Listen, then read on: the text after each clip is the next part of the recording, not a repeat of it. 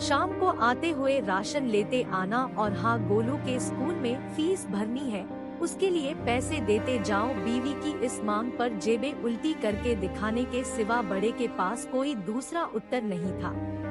माथे पर चिंता की शिकनों के साथ सवेरे तो बड़ा भाई अपने काम पर निकल गया, लेकिन उस शाम उसने पूरे परिवार के सामने इस आर्थिक संकट को दूर करने के लिए एक प्रस्ताव रखा। क्यों न हम उस प्लॉट को बेच दे जिसे बाबूजी ने गौरी को शादी में देने के लिए खरीदा था। बेटी को दी हुई चीज वापस नहीं मांगते, पाप लगता है।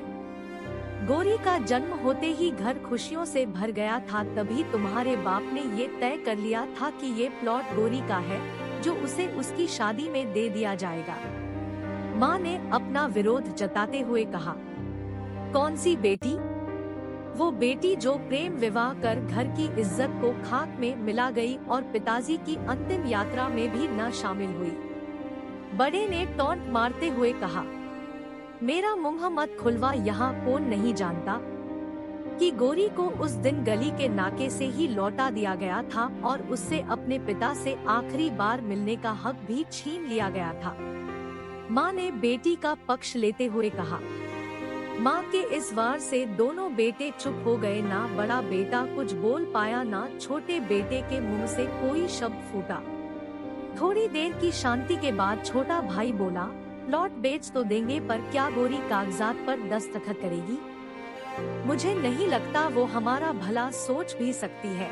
आखिर है तो औरत जात, पुरुषों की परिस्थिति कैसे समझ पाएगी? काफी वाद विवाद और सोच विचार के बाद सब इस बात पर सहमत हुए और पड़ोस के मोहल्ले की गौरी की दोस्त को बोलकर गौरी को घर आने का न्योता दे दिया गया।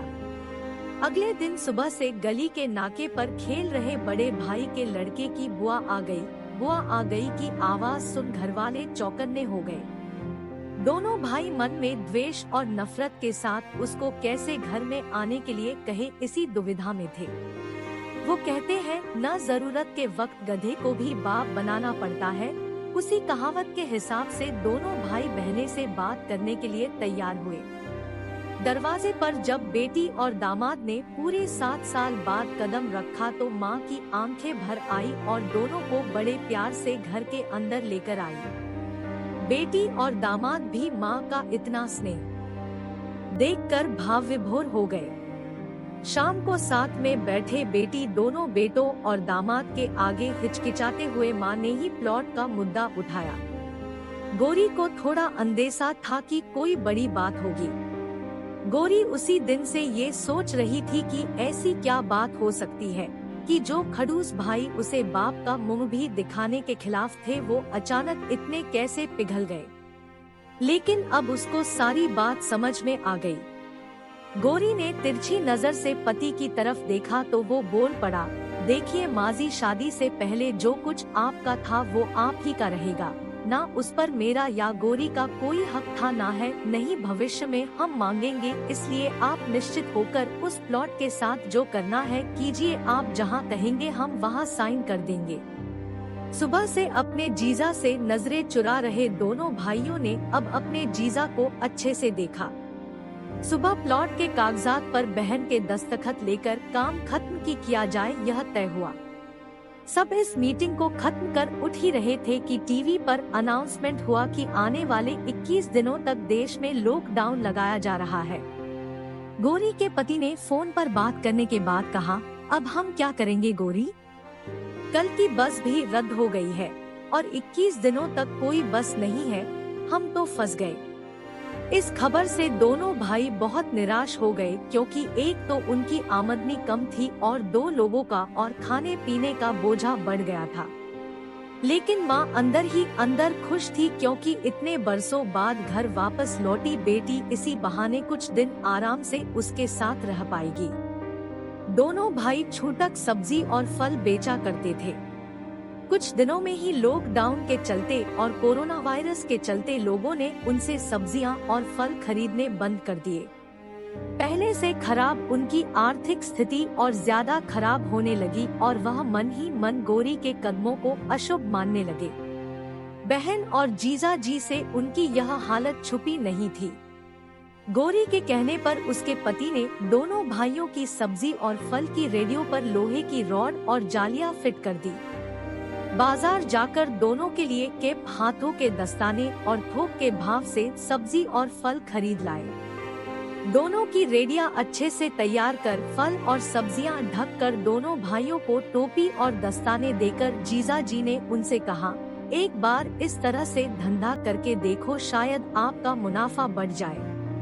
थोड़ी आनाकानी करने के बाद दोनों भाइयों ने जीजा जी के समझाए अनुसार धंधा शुरू किया। 2-3 दिनों बाद ही कोरोना से घबराए लोग अब ढकी हुई फल और सब्जियां और दस्ताने और सेफ्टी का ध्यान रखते बेचने वालों से ही फल और सब्जियां खरीदने लगे। इस तरह समझदार दामाद की वजह से धीरे धीरे दोनों भाइयों का धंधा अच्छा चलने लगा और उनके घर का गल्ला जो पहले खाली हो रहा था अब धीरे धीरे भरने लगा। माँ जैसे अपने मरे हुए पति से मन ही मन संवाद साधने लगी, देखो जी आपकी गौरी सच में गौरी है। उसके पांव घर में पड़ते ही घर खुशियों से भर रहा है।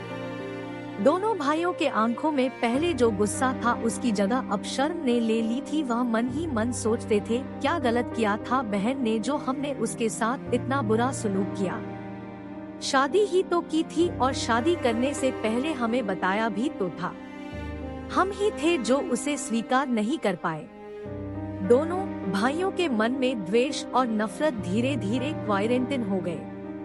21 दिन बाद जब दीदी और जीजाजी प्लॉट के कागज पर साइन करने जाने लगे तब दोनों भाइयों ने उन्हें रोक लिया और उनकी माफी मांगते हुए वो पेपर्स उन्हें देते हुए बोले, शादी के वक्त हमने आपको कोई तोहफा तो दूर की बात है, आपका हक भी नहीं दिया, लेकिन अब इस प्लॉट को स्वीकार कर हमें प्रायश्चित करने का एक मौका दीजिए।